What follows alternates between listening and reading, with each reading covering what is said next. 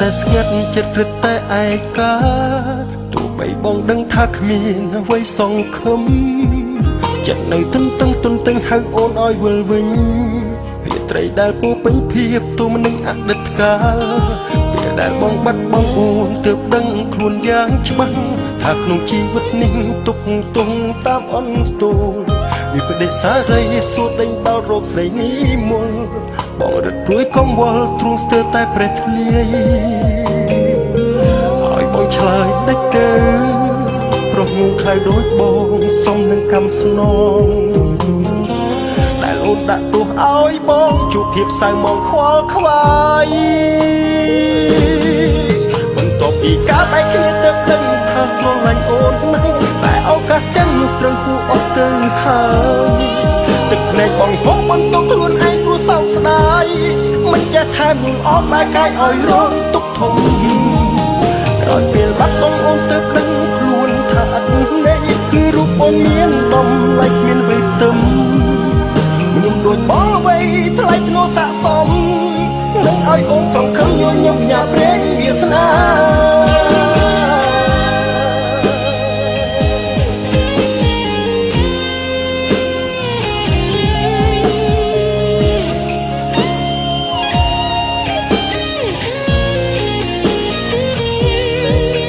បងបាត់បង់អូនទើបដឹងខ្លួនយ៉ាងច្បាស់ថាក្នុងជីវិតនេះទុកទងតាមអន់ទោល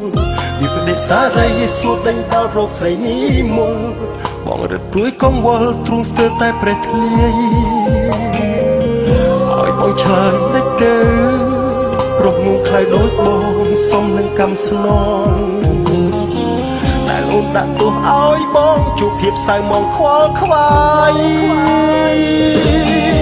បន្ទាប់ពីការបែកគ្នាទៅដឹងថាស្លលាញ់អូនណាស់តែឱកាសទាំងនោះត្រូវគួរអត់ទៅហើយ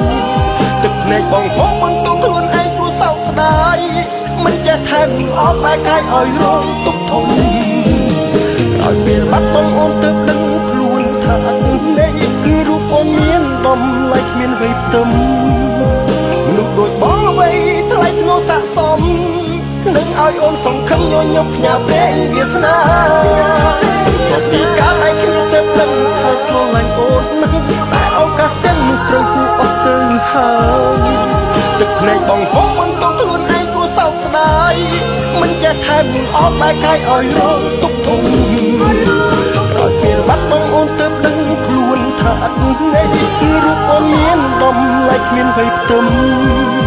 នោះដូចបងអ្វីថ្លៃធ្នូស័ក្តិសមនឹងឲ្យអូនសង្ឃឹមញញឹមផ្ញើព្រេងវាសនា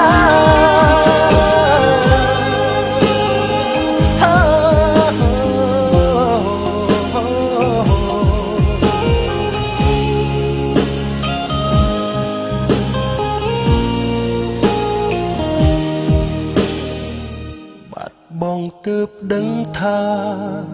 មានដំឡៃ